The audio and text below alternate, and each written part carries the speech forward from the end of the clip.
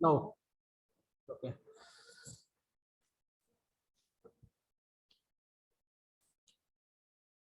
अब देखो थोड़ा सा हम इलेक्ट्रिक फील्ड को डिस्कस करते हैं, फिर मैग्नेटिक फील्ड पे आते हैं।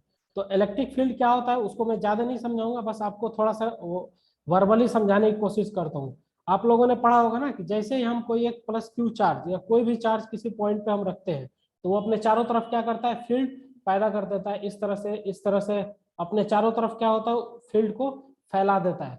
राइट। अब देखो किसी पॉइंट पी पर जो पॉइंट क्या हो आर डिस्टेंस पे हो, किसी पॉइंट पी पर जो पॉइंट क्या हो आर डिस्टेंस पे, अगर यूनिट पॉजिटिव चार्ज को हम लाते हैं तो ये क्या करता है, ये यूनिट पॉजिटिव चार्ज एक फोर्स फील करता है, जिसको हम क्या बोलते हैं, इलेक्ट्रिक फील्ड बोलते हैं। किस पॉइंट का, एट पॉइंट पी का। ये क्या होता है, के क्यू, और ये जो फोर्स है K Q one upon R square. ठीक, इस तरह से। तो इलेक्ट्रिक फील्ड क्या होती है, के क्यू वन के क्यू अपॉन आर स्क्वायर। तो इलेक्ट्रिक फील्ड क्या होता है, एक ऐसा 3 डायमेंशनल स्पेस जिसमें क्या हो, किसी और चार्ज को अगर हम लेकर आए यूनिट चार्ज को, तो वो फोर्स फील करता है, उसको हम इलेक्ट्रिक फील्ड कहते हैं। ठीक, राइट। इसी तरह से मैग्नेटिक फील्ड को अगर हमें डिफाइन करना हो तो क्या करते हैं, मैग्नेटिक फील्ड के लिए एक ऐसा 3 डायमेंशनल स्पेस, ठीक है, जिसमें मैग्नेट ने एक ऐसा इफेक्ट पैदा किया हो जिसमें दूसरे किसी हम यूनिट नॉर्थ पोल पर लाते हो, लेकर आते हो, तो वो फोर्स फील करता हो। राइट। देखो इस तरह से हम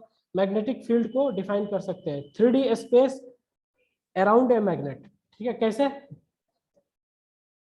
मैग्नेटिक फील्ड को हम डिफाइन कर रहे हैं, 3D space around a magnet.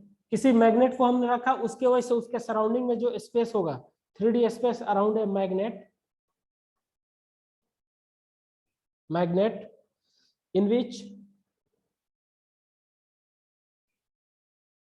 in which magnetic force can be experienced. Magnetic force can be experienced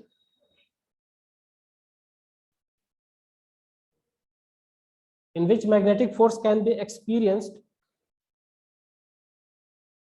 by unit north pole on putting a unit north pole at a point by a unit pole or north pole.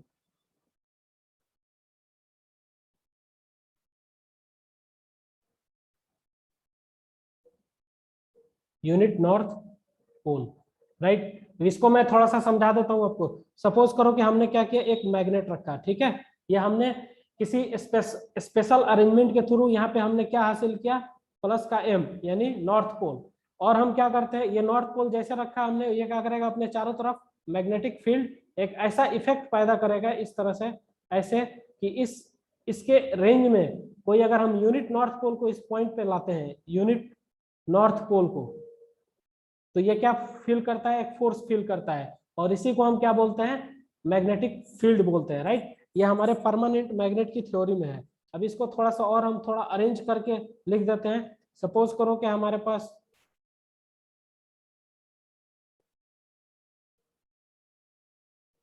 ये हमारे पास कोई एक magnet है, ठीक है, ये plus M मान लो, या इसको मैग्नेट मान लो आप, ठीक है। इससे किसी आर डिस्टेंस पे, कोई आर डिस्टेंस पे यहाँ पे कोई पॉइंट पी है, ठीक है, दिस इज आर डिस्टेंस, यहाँ पे कोई पॉइंट पी है, और इस पॉइंट पी पे हमको क्या निकालना है, मैग्नेटिक फील्ड निकालना है। तो जैसे हम यहाँ पे क्या करेंगे, यूनिट नॉर्थ पोल को लाएंगे, यूनिट नॉर्थ पोल, हम यूनिट नॉर्थ पोल को लेकर आएंगे तो वो क्या फील करेगा, एक फोर्स फील करेगा, that is called magnetic force, और उसी को हम क्या बोलते हैं, मैग्नेटिक फील्ड। और वो फील्ड किसके बराबर होगा, म्यू नॉट अपॉन 4 पाई, और यहाँ का चार्ज कितना है, एम, ठीक है, प्लस का एम, और यहाँ का चार्ज यूनिट नॉर्थ पोल है तो 1 अपॉन आर स्क्वायर, इस तरह से। यानी बी इज इक्वल टू हम क्या लिख सकते हैं, म्यू नॉट अपॉन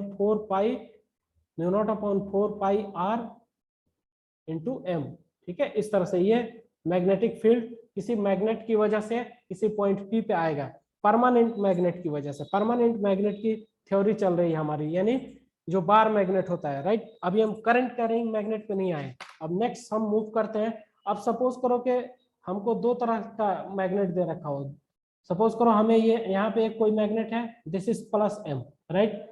यहाँ से कुछ डिस्टेंस पे, आर डिस्टेंस पे यहाँ पे एक और मैग्नेट है, ये भी क्या है, प्लस एम। दोनों नॉर्थ पोल स्ट्रेंथ है, राइट। नॉर्थ पोल स्ट्रेंथ है या पॉजिटिव मैग्नेटिक चार्ज है। जैसे कुलम्ब्स लॉ के अंदर क्या होता था, पॉजिटिव चार्ज होते थे दो, उसी तरह से ये है। तो इसके लिए अगर हम फोर्स निकालें, ये आर डिस्टेंस पर रखे हुए हैं, ठीक है। तो इन दोनों के बीच कौन से नेचर का फोर्स होगा, अट्रैक्शन फोर्स होगा। किस तरह से, रिपल्सन फोर्स होगा। ये magnet, this is magnet number 1, this is magnet number 2। ये मैग्नेट 1 जो है 2 को क्या करेगा, इधर की तरफ रिपेल करेगा। इसको हम क्या बोलेंगे, F12 force on F21, right. F21 force on 2 due to 1, इसको लिखेंगे। इसको हम क्या लिखेंगे, F21। क्या आप मेरी बात को समझ पा रहे हैं आप लोग, ठीक है। तो नेचर ऑफ फोर्स क्या होगा, दो मैग्नेट के बीच रिपल्सिव होगा। ये क्या हो जाएगा, F12 force on magnet 1 due to magnet 2, ठीक है। नेचर ऑफ फोर्सेस क्या होंगे यहाँ पे, रिपल्सिव, ठीक। नेचर ऑफ फोर्स क्या होगा, दो मैग्नेट के सेम नेचर को रखने से रिपल्सिव। और इसको हम क्या बोलते हैं, इसको अनलाइक फोर्स भी बोल सकते हैं, राइट। अब इसका मैं एक दूसरा एग्जांपल लेता हूं और मैं आप लोगों से पूछूंगा नेचर ऑफ मैग्नेट उसका क्या होगा, ठीक है। नेचर ऑफ फोर्स क्या होगा। तो सपोज करो कि हमारे पास ये कोई एक मैग्नेट है। इस बार हमने क्या किया, नेगेटिव मैग्नेटिक चार्ज यानी माइनस एम यहाँ पे लिया, और यहाँ पे, हाँ ओके सर, बोलिए। सर प्रिंकल रिक्वेस्ट भेज रहा है, उसे एक्सेप्ट कीजिए सर, क्लास से एक्सेप्टेड है वो लोग, रुको चेक करता हूँ। सर हो गया। हो गया, मैंने एक्सेप्ट कर रखा है, ठीक है। तो देखो ये क्या है, माइनस एम। यहाँ पे मैंने एक क्या लिया, पॉजिटिव मैग्नेटिक चार्ज, जिसको हम प्लस एम बोलते हैं। इन दोनों के बीच डिस्टेंस हमने क्या लिया, आर ले लिया। अब बताओ इनके बीच कौन से नेचर ऑफ फोर्स होगा। नेचर ऑफ फोर्स क्या होगा, अट्रैक्टिव, रिपल्सिव, कौन बताएगा। Attractive sir. Attractive, okay okay attractive. चलो ये चीज क्लियर हो गया। अब हम अपने टॉपिक पे आते हैं। वो टॉपिक हमारा है मैग्नेटिक फील्ड, ठीक है, simple.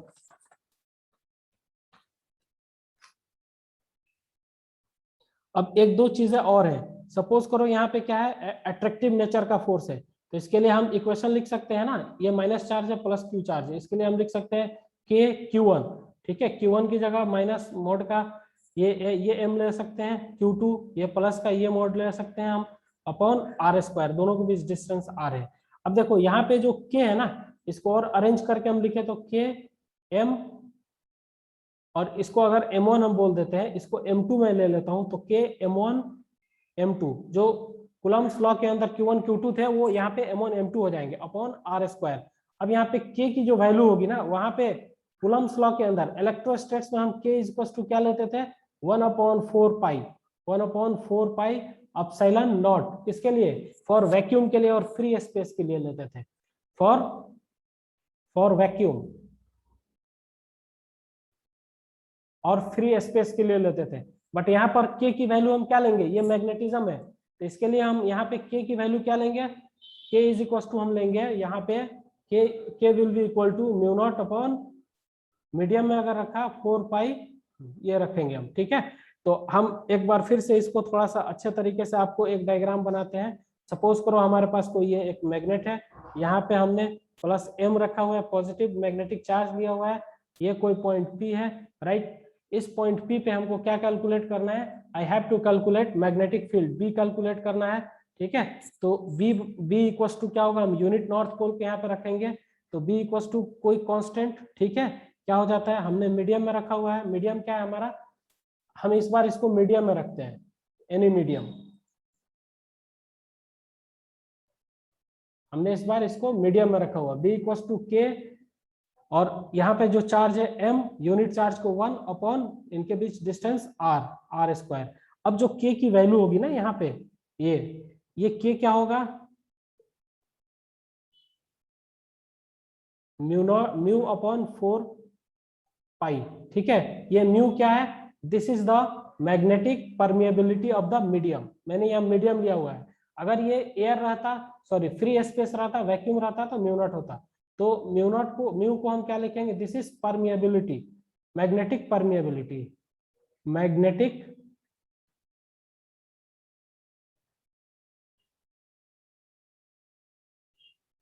Magnetic permeability of the medium, right. अब देखो ये क्या होता है, मैग्नेटिक परमिएबिलिटी क्या बताता है, it indicates the behaviour of the medium, ठीक है। ये जिस मीडियम में रखा गया है उसकी बिहेवियर को बताता है या उसकी प्रॉपर्टी को बताता है। अब बिहेवियर और प्रॉपर्टी क्या होता है, तो बिहेवियर इसके लिए जानते हो क्या होगा, बिहेवियर का मतलब होगा कि मैग्नेट ज्यादा अट्रैक्शन पावर रखता है या कम पावर रखता है, ठीक है। जैसे इलेक्ट्रोस्टैट्स के अंदर एप्सिलॉन क्या था, electric permittivity of the medium, यानी इलेक्ट्रिक प्रॉपर्टी को बताता है। मींस जिस मीडियम में रखे हैं वो मीडियम क्या था, वहां पे गुड कंडक्टर है, बढ़िया गुड कंडक्टर है या बैड कंडक्टर है। उसी तरह से यहाँ पे मैग्नेट के लिए क्या होगा, magnetic permeability will represent the behaviour of the medium. Behaviour क्या होगा मीडियम की, कि जिस मीडियम में हमने रखा है उसका ज्यादा अट्रैक्शन पावर है, कम अट्रैक्शन पावर है, ठीक है, राइट, इस तरह से। अब नेक्स्ट पॉइंट पे हम चलते हैं। इसमें नेक्स्ट ये है हमारा म्यू नॉट, ठीक है। म्यू नॉट क्या होता है, this is the magnetic permeability of vacuum, ठीक है, मैग्नेटिक परमिएबिलिटी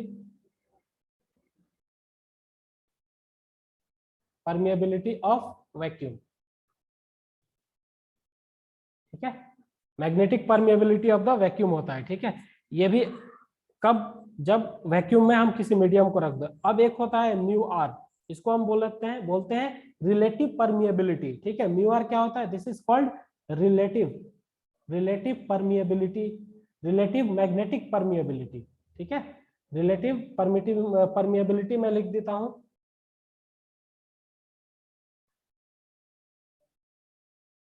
रिलेटिव परमिएबिलिटी। इसको आपको पढ़ना क्या है, म्यू आर को relative magnetic permeability, relative magnetic permeability, ठीक है।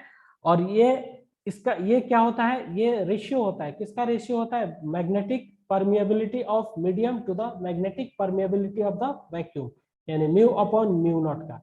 This is the ratio of mu upon mu naught. अब इसकी कुछ वैल्यू होती है, म्यू आर जो होता है ना, म्यू आर की कुछ वैल्यू होती है। इसकी वैल्यू क्या होती है, 100 के अप्रोक्स होता है, किसके लिए, for ferromagnetism, ferromagnetic substance, for ferromagnetic substance, ferromagnetic substance, right. और म्यू आर की वैल्यू जो होती है वो कितना होती है, 10⁻³ पैरामैग्नेटिक सब्सटेंस के लिए होती है, ठीक है। इसी तरह से डायमैग्नेटिक सब्सटेंस के लिए म्यू आर की वैल्यू किसमें होती है, कौन बताएगा, कोई बताएगा।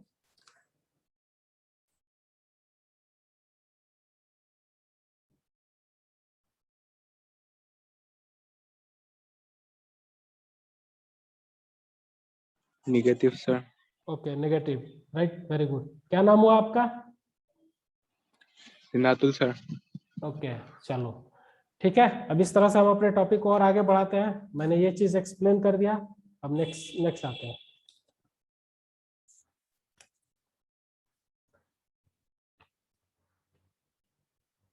अब हम हेडिंग डालते हैं मैग्नेटिक फील्ड, ठीक है। जो हमारा टॉपिक किस में चल रहा है, परमानेंट मैग्नेट, करंट की वजह से नहीं, परमानेंट मैग्नेट।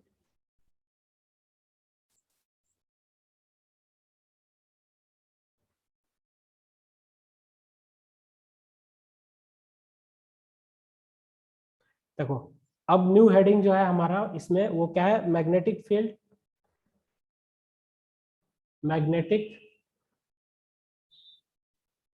Magnetic field. अब देखो इसको और क्या क्या नाम बोलते हैं, नील पवन। आप बताओ इसके और कितने कितने नाम होते हैं।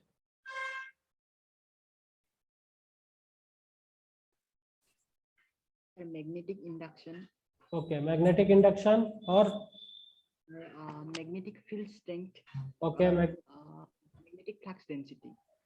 Okay, right, very good. चलो, magnetic induction, magnetic field strength, magnetic field, magnetic flux density, इन 4 नामों से आपको इसमें क्वेश्चन आ जाएगा, ठीक है, किसी भी नाम से। वेट,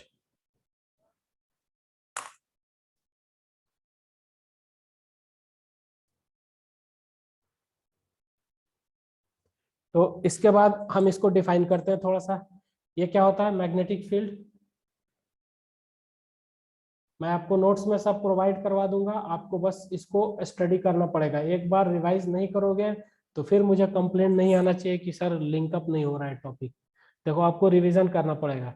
क्या होता है, इसको मैं लिख देता हूँ। It is defined as magnetic force,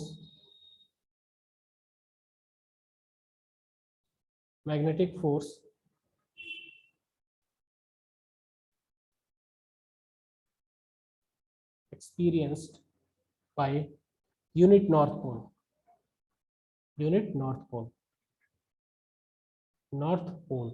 ठीक है। यूनिट नॉर्थ पोल पे पोल जितना फोर्स एक्सपीरियंस करता है उसी को हम क्या बोलते हैं, मैग्नेटिक फील्ड। कैसे, सपोज करो ये हमारे पास एक मैग्नेट है, जैसे हमने मैग्नेट रखा, ये अपने चारों तरफ सराउंडिंग में एक इफेक्ट पैदा करेगा, एक जो है ना प्रभाव जनरेट करता है, ठीक है। और जैसे ही हम किसी इस पॉइंट पे, सपोज करो इस पॉइंट पी पे हमको magnetic field, we wish to calculate magnetic field at point P, तो हमको क्या करना पड़ेगा, we have to bring an unit north pole on this point P. हमको इस पॉइंट पी पे यूनिट नॉर्थ पोल को लाना पड़ेगा। जैसे ही हम यूनिट नॉर्थ पोल को लाते हैं, unit north pole N pole, right, और ये क्या है, प्लस एम है, ठीक है। यानी यहाँ पे हमने स्पेसिफिक अरेंजमेंट से नॉर्थ पोल की इफेक्ट को गेन किया हुआ है। तो इसके लिए ये आर डिस्टेंस पे है, तो बी जो होगा ना, बी मैग्नेटिक फील्ड, वो क्या हो जाएगा, म्यू नॉट। इसको हमने किस में रखा है, वैक्यूम में रखा है। देखो क्वेश्चन में अगर आपको मीडियम के बारे में ना कुछ बोले तो आपको क्या कंसीडर करना है, वैक्यूम कंसीडर करना है, फ्री स्पेस कंसीडर करना है। दोनों का मतलब एक ही होता है, mu naught upon 4 pi M R square, ठीक है। सॉरी,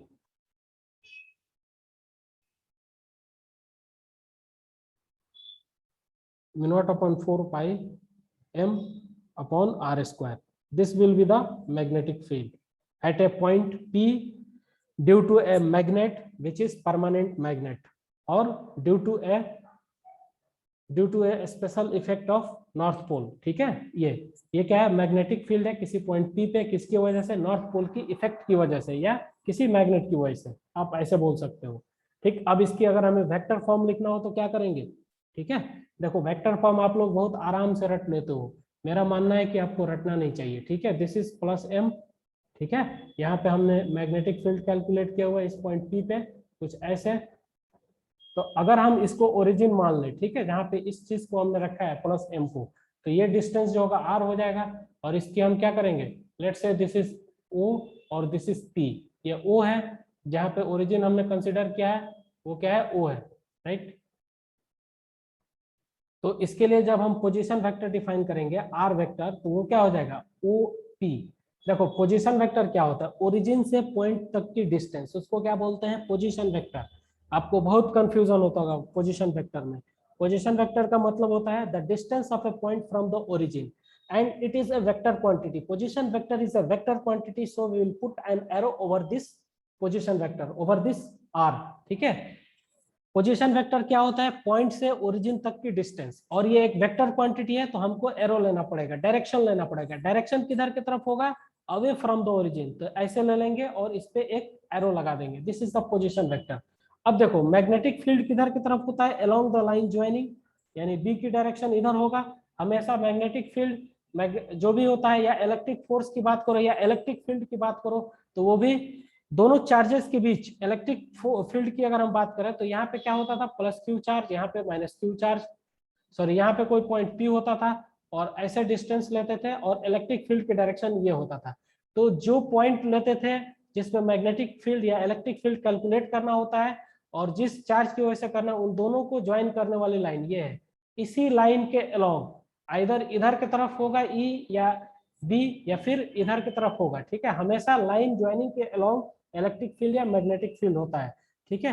तो डायरेक्शन ऑफ मैग्नेटिक फील्ड इधर है, पोजीशन वेक्टर भी हमने इधर ही डिफाइन कर लिया हुआ है, राइट। तो दोनों की जो यूनिट वेक्टर होगी ना, मैग्नेटिक फील्ड की, ठीक है। यूनिट वेक्टर की भी डायरेक्शन क्या होगा, दोनों के लिए सेम होगा, ठीक है।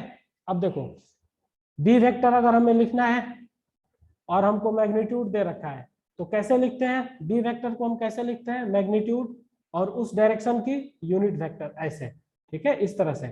तो दो वेक्टर है हमारे पास, एक बी यूनिट वेक्टर है और दूसरा एक आर यूनिट वेक्टर है, ठीक है, ऐसे। आपको कंफ्यूज नहीं होना, अगर कंफ्यूजन हो तो रट लेना, ठीक है, मैं समझाने की कोशिश कर रहा हूँ। This is R unit vector. Unit vector is the types of vector. Unit vector क्या होता है, एक तरह का वेक्टर होता है, ठीक है। अगर इनकी मैग्नीट्यूड लें हम, ठीक है, इस तरह से, तो ये 1 हो जाएगा, राइट। इसकी भी मैग्नीट्यूड ले आर, तो ये क्या हो जाएगा, ये यूनिट वेक्टर है, राइट, ये भी 1 हो जाएगा। तो दो वेक्टर है, बी यूनिट वेक्टर और आर यूनिट वेक्टर, राइट। दोनों की मैग्नीट्यूड क्या है, सेम है, और दोनों के लिए सेम डायरेक्शन डिफाइन किया गया है। दोनों की यूनिट वेक्टर एक ही तरफ है, ठीक है। तो हम क्या कर सकते हैं, बी कैप बराबर आर कैप लिख सकते हैं ना यहाँ से। अब देखो बी कैप को किससे, बी वेक्टर अपॉन बी, यानी B vector upon magnitude, R cap को आर वेक्टर अपॉन आर से रिप्लेस करेंगे। यहाँ से B vector will be equal to कितना होगा, B into R vector upon R, ऐसे। अब देखो यहाँ से बी की वैल्यू रखो, बी की वैल्यू क्या होती थी, mu naught upon 4 pi, mu naught upon 4 pi M, और ये R vector as it is upon, पहले एक आर स्क्वायर होता था, ठीक है, आर स्क्वायर और इंटू आर। तो यहाँ से हमको जो वैल्यू मिल रहा है वो क्या मिल रहा है, बी की, अगर वेक्टर फॉर्म की बात करें तो B vector is equal to, जो वैल्यू मिल रहा है हमें वो ये मिल रहा है, B vector is equal to mu naught upon 4 pi, right, M R vector upon R cube, ठीक है, इस तरह से। तो किसी भी चीज को अगर आपको वेक्टर फॉर्म में रिप्रेजेंट करना है तो एक ओरिजिन को कहीं कंसिडर कीजिए और दोनों की एक ही डायरेक्शन में दोनों की यूनिट वेक्टर डिफाइन कर लीजिए और दोनों की यूनिट वेक्टर को इक्वेट कर दीजिए, क्योंकि यूनिट वेक्टर की मैग्नीट्यूड क्या होता है, सेम, और डायरेक्शन जो है अगर एक ही है, यानी दोनों के लिए unit vector means unit vector is simply representation of the direction. Unit vector क्या करता है, सिर्फ डायरेक्शन को रिप्रेजेंट करता है, राइट। तो are you getting my point, आपको ये चीज क्लियर हुआ? Yes, sir. Yes, हाँ sir. सर। ओके, चलो नेक्स्ट। अब हमारे पास डाइपोल आता है, ठीक है। Next heading dipole. देखो कहीं भी कुछ प्रॉब्लम हो आप हमसे अभी क्लास में ही बोल देना, व्हाट्सएप पे मैसेज कर दोगे तो मैं उसको डील कर दूंगा। डाइपोल, डाइपोल को हम डील करते हैं। तो आप लोगों में से बहुत सारे लोग होंगे जिनको डाइपोल में कंफ्यूजन हो गया, बहुत सारे लोगों को आता होगा, बट मैं एक बार इनको बेसिक से समझाता हूँ। देखो डाइपोल क्या होता है, सपोज करो कि अगर हमने -q चार्ज यहाँ पे लिया और यहाँ पे एक +q चार्ज लिया, ठीक, इन दोनों के बीच जो डिस्टेंस है हम r ले लेते हैं, ठीक है। तो सेम मैग्नीट्यूड के अपोजिट नेचर के चार्जेस, ठीक है, किसी डिस्टेंस पे रख दिया जाए तो वैसे जो कॉन्फ़िगरेशन होता है that configuration is called dipole, ठीक है। For each and every dipole we define a dipole moment. This configuration, this is called dipole. This configuration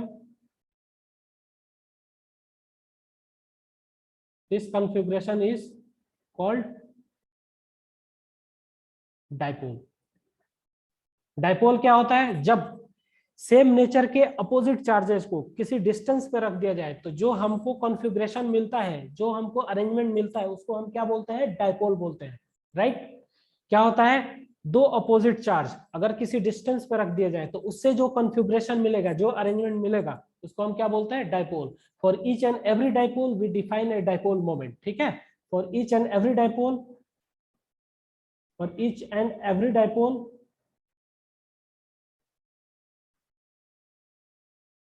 we define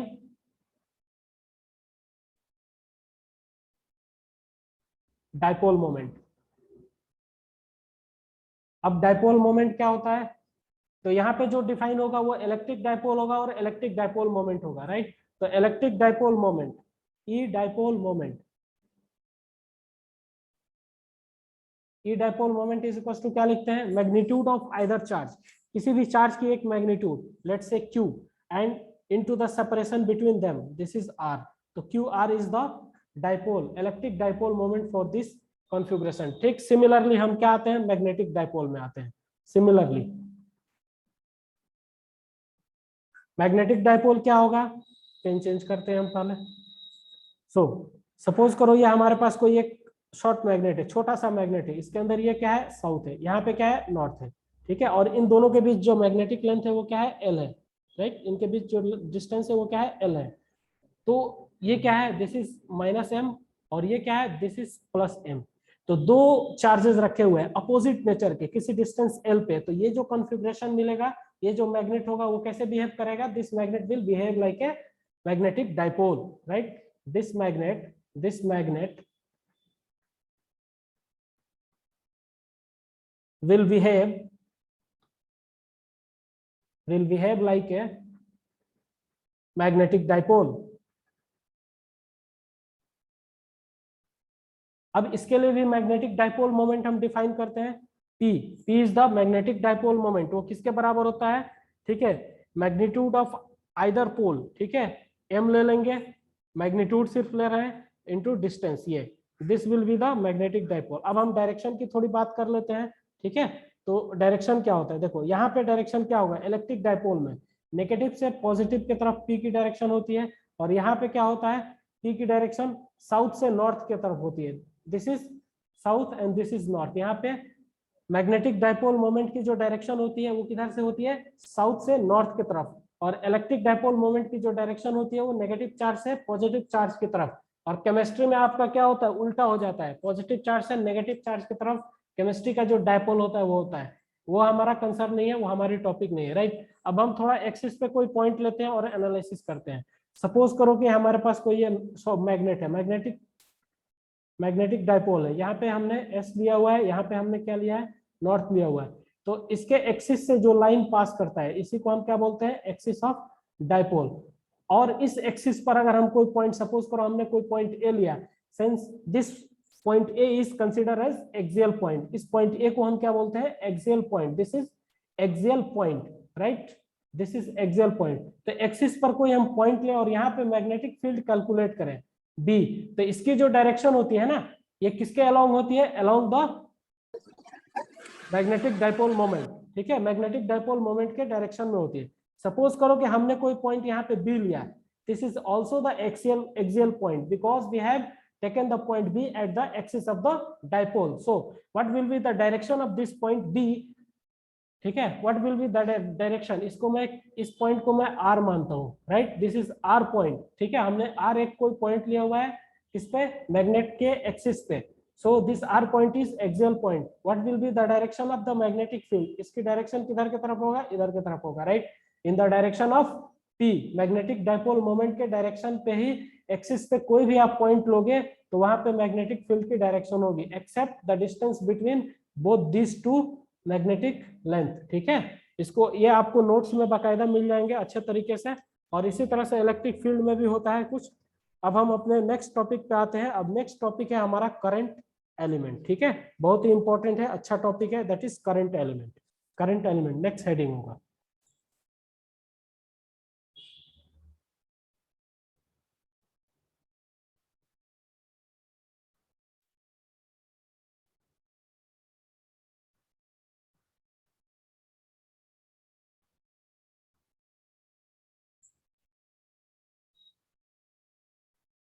अब देखो करंट एलिमेंट क्या होता है, बहुत ही इंपॉर्टेंट है, ये आपको बहुत अच्छे तरीके से समझना होगा। करंट एलिमेंट, ठीक है, करंट एलिमेंट, करंट एलिमेंट क्या होता है। सपोज करो कि ये हमारे पास कोई एक वायर है, ठीक है, इस वायर से कितना करंट जा रहा है, आई फ्लो हो रहा है, और इस वायर की लेंथ क्या है, एल है, ठीक। तो इस वायर के लिए, ठीक है, इसके लिए जो हम करंट एलिमेंट डिफाइन करेंगे वो क्या डिफाइन करेंगे, we will define current element for this wire, we will define current element for this wire।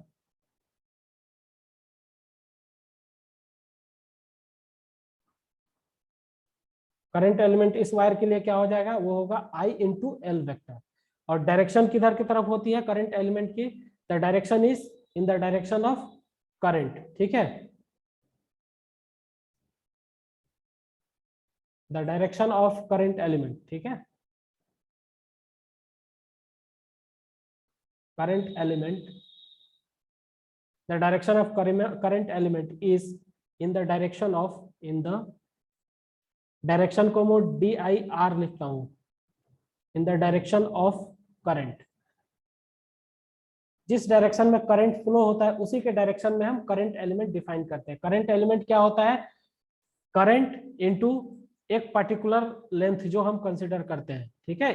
इसकी लेंथ हमने L कंसीडर किया है, ये क्या है? Current element. Current element is simply I into L vector, ठीक है। ये क्या है? This is current element. इसकी डायरेक्शन करंट के डायरेक्शन में, I के डायरेक्शन में, ठीक है, इस तरह से। अब देखो करंट एलिमेंट क्या होता है? वेक्टर क्वांटिटी होता है। It is a vector quantity, ये वेक्टर क्वांटिटी होता है।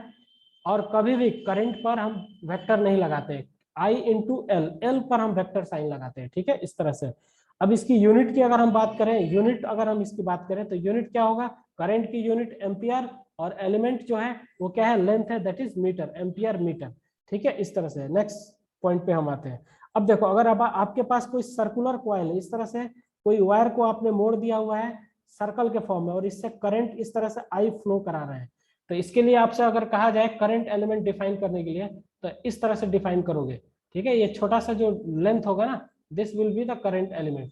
सपोज करो इससे I करंट फ्लो हो रहा है, तो ये क्या हो जाएगा? IDL। यहाँ पे इसकी डायरेक्शन इधर की तरफ होगी टेंजेंट के अलोंग, यहाँ से ये रेडियस वेक्टर है। सपोज करो यहाँ पे करंट एलिमेंट डिफाइन करना है, तो ये हो जाएगा दिस इज IDL। DL के फॉर्म में हम लेंगे यहाँ पे, ठीक है। आपको बोल देगा कि current element is very very small, then आपको यूज क्या करना है? करंट एलिमेंट की जगह DL यूज करना है, ठीक है। अगर आपको सिर्फ करंट एलिमेंट बोलेगा तो L यूज करना है। जैसे बायो-सावर्ट्स लॉ हमारा होता है, वो स्मॉल एलिमेंट के लिए एप्लीकेबल होता है, राइट, इस तरह से। तो करंट एलिमेंट छोटे छोटे टुकड़े के लिए हम ले सकते हैं, this will be DL, IDL, this is DL, IDL vector. Direction किधर की तरफ होगी?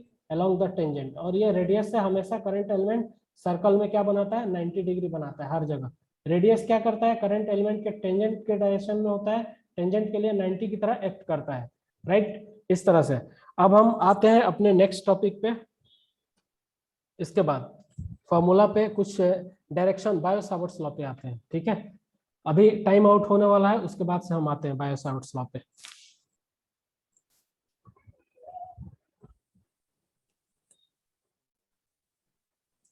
एक एग्जांपल इसी में लेते हैं, ठीक है। सपोज करो कि हमारे